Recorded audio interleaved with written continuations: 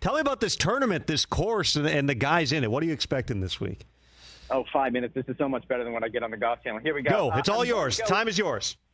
I'm going to go straight to the golf course, and I usually don't do that because it's an inanimate object, and I don't feel like they tell very good stories most of the time. But L.A.C.C is going to be so interesting because we've never been here. And I think there's something magical about the idea, and I don't know if you're here in L.A. You're driving down Wilshire, and you're in the middle of Beverly Hills, and suddenly you take a right, and you're in the middle of this unbelievable golf course. It's sort of just this anomaly, right? It's this emerald green thing that's in the middle of this great city. And what the players are going to experience is probably not an Open that they've faced, certainly in my lifetime, because it's going to be hard, it's going to be fast, it's Bermuda rough. Everything around the greens is going to be challenging. I was just talking with a stats guy about it's a second shot golf course. He said it actually reminds him a lot of Augusta, that the fairways are a lot wider than what you've come to expect at a U.S. Open. Now, you do still have to drive the ball relatively straight, but this will be all about on the greens. And given the USGA's history, there's a chance that they go over the top. And come Sunday, you and I are having a conversation about how did they lose this golf course, and which is fascinating given where we are in the game right now. But if they can maintain control and sort of control themselves, it's going to be such a unique test because it's going to be the heart of this golf course is a 5-par 3. One of them can play up to 300 yards and one can play 97 yards. I mean, so you have this wonderful dichotomy between all of it. I think it's going to be a fun test, and I think what you're going to end up with is a leaderboard of all the cast of characters that we love to watch. I'm sure Brooks will be in the mix come Sunday. I would imagine John Rahm is going to be in the mix. Scotty Scheffler, who is hitting the ball better than anyone in the game right now, if he can just putt just a little bit below average, he's going to be right there in the mix. I think it's really going to identify a unique champion.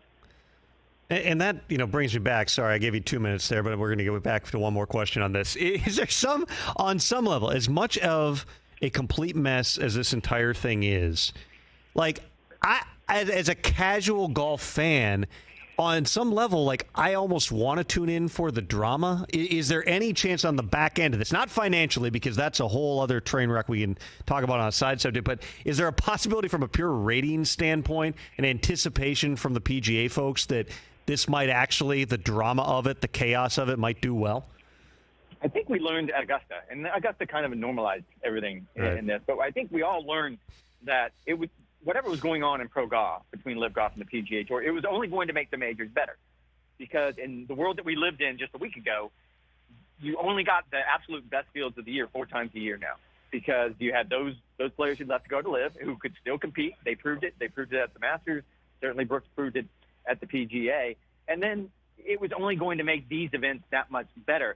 Now you sort of add the subtext to whatever the future's going to look like. You add a little bit of it, more animosity that, as you pointed out, the Rory McIlroys of the world probably don't like what they're seeing in the mirror right now. That, man, I thought I made what was a good decision, and now I completely got hosed in it. So there is that drama, whether if the guys want to talk about it or admit it or not.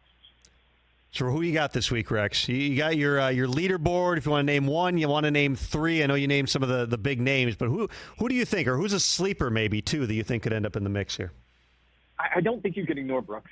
I mean, he's on one of those runs. He was just talking with the media. He sounded like the Brooks of old. And he's too cool for golf, and he everything about him just screams that he loves. And he said this a couple times. He loves the chaos, and that's what I feel like this week is going to be. We're already seeing it. It's on Tuesday, and we already have the chaos and sort of the dark horse. And I was talking to someone about this the other day, and Tyrrell Hatton, and it would be such an unbelievable story because anyone who has watched Tyrrell Hatton play golf can immediately identify with, oh, that guy's insane.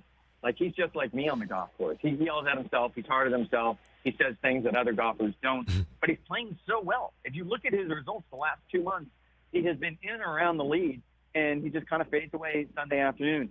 I can't imagine how entertaining he would be on this golf course on Sunday if he's in the hunt. Catch the Rich Eisen Show every single day on the Roku channel, 12 to 3 Eastern, for free.